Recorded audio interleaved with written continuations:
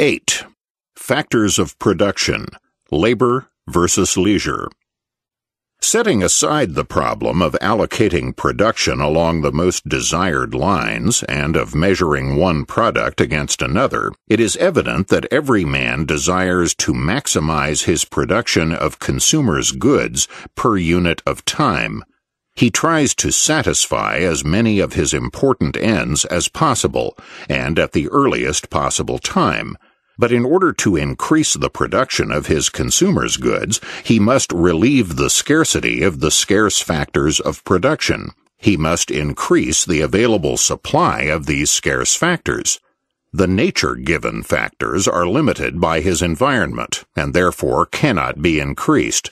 This leaves him with the choice of increasing his supply of capital goods, or of increasing his expenditure of labor. It might be asserted that another way of increasing his production is to improve his technical knowledge of how to produce the desired goods, to improve his recipes. A recipe, however, can only set outer limits on his increases in production. The actual increases can be accomplished solely by an increase in the supply of productive factors. Thus, suppose that Robinson Crusoe lands without equipment on a desert island. He may be a competent engineer and have full knowledge of the necessary processes involved in constructing a mansion for himself. But without the necessary supply of factors available, this knowledge could not suffice to construct the mansion. One method, then, by which man may increase his production per unit of time is by increasing his expenditure of labor. In the first place, however, the possibilities for this expansion are strictly limited by the number of people in existence at any time and by the number of hours in the day. Secondly, it is limited by the ability of each laborer, and this ability tends to vary. And finally, there is a third limitation on the supply of labor. Whether or not the work is directly satisfying in itself, labor always involves the foregoing of leisure, a desirable good. This is the first proposition in this chapter that has not been deduced from the axiom of action. It is a subsidiary assumption, based on empirical observation of actual human behavior. It is not deducible from human action because its contrary is conceivable, although not generally existing. On the other hand, the assumptions above of quantitative relations of cause and effect were logically implicit in the action axiom, since knowledge of definite cause and effect relations is necessary to any decision to act. We can conceive of a world in which leisure is not desired, and labor is merely a useful, scarce factor to be economized. In such a world, the total supply of available labor would be equal to the total quantity of labor that men would be capable of expending. Everyone would be eager to work to the maximum of capacity, since increased work would lead to increased production of desired consumers' goods. All time not required for maintaining and preserving the capacity to work would be spent in labor. Such a situation could conceivably exist, and an economic analysis could be worked out on that basis. We know from empirical observation, however, that such a situation is very rare for human action. For almost all actors, leisure is a consumer's good, to be weighed in the balance against the prospect of acquiring other consumers' goods, including possible satisfaction from the effort itself. The more a man labors, the less leisure he can enjoy. Increased labor, therefore, reduces the available supply of leisure and the utility that it affords. Consequently, people work only when they value the return of labor higher than the decrease in satisfaction brought about by the curtailment of leisure. It is possible that included in this return of satisfaction yielded by labor may be satisfaction in the labor itself, in the voluntary expenditure of energy on a productive task. When such satisfactions from labor do not exist, then simply the expected value of the product yielded by the effort will be weighed against the disutility involved in giving up leisure, the utility of the leisure foregone.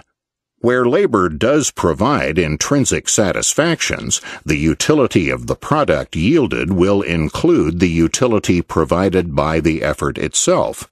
As the quantity of effort increases, however, the utility of the satisfactions provided by labor itself declines, and the utility of the successive units of the final product declines as well. Both the marginal utility of the final product and the marginal utility of labor satisfaction decline with an increase in their quantity, because both goods follow the universal law of marginal utility. In considering an expenditure of his labor, man not only takes into account which are the most valuable ends it can serve, as he does with all other factors, these ends possibly including the satisfaction derived from productive labor itself, but he also weighs the prospect of abstaining from the expenditure of labor in order to obtain the consumer's good, leisure. Leisure, like any other good, is subject to the law of marginal utility. The first unit of leisure satisfies a most urgently felt desire. The next unit serves a less highly valued end. The third unit, a still less highly valued end, etc. The marginal utility of leisure decreases as the supply increases, and this utility is equal to the value of the end that would have to be foregone with the loss of the unit of leisure. But in that case, the marginal disutility of work in terms of leisure foregone increases with every increase in the amount of labor performed. In some cases, labor itself may be positively disagreeable, not only because of the leisure foregone, but also because of specific conditions attached to the particular labor that the actor finds disagreeable. In these cases, the marginal disutility of labor includes both the disutility due to these conditions and the disutility due to leisure foregone. The painful aspects of labor, like the foregoing of leisure, are endured for the sake of the yield of the final product.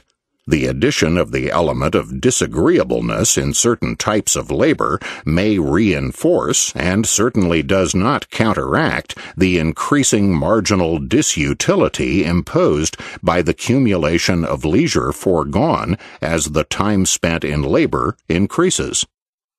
Thus, for each person and type of labor performed, the balancing of the marginal utility of the product of prospective units of effort as against the marginal disutility of effort will include the satisfaction or dissatisfaction with the work itself, in addition to the evaluation of the final product and of the leisure foregone. The labor itself may provide positive satisfaction, positive pain or dissatisfaction, or it may be neutral. In cases where the labor itself provides positive satisfactions, however, these are intertwined with and cannot be separated from the prospect of obtaining the final product. Deprived of the final product, man will consider his labor senseless and useless, and the labor itself will no longer bring positive satisfactions. Those activities which are engaged in purely for their own sake are not labor, but are pure play, consumer's goods in themselves. Play as a consumer's good is subject to the law of marginal utility, as are all goods, and the time spent in play will be balanced against the utility to be derived from other obtainable goods. Leisure is the amount of time not spent in labor, and play may be considered as one of the forms that leisure may take in yielding satisfaction. In the expenditure of any hour of labor, therefore, man weighs the disutility of the labor involved, including the leisure foregone, plus any dissatisfaction stemming from the work itself, against the utility of the contribution he will make in that hour to the production of desired goods, including future goods and any pleasure in the work itself, that is, with the value of his marginal product.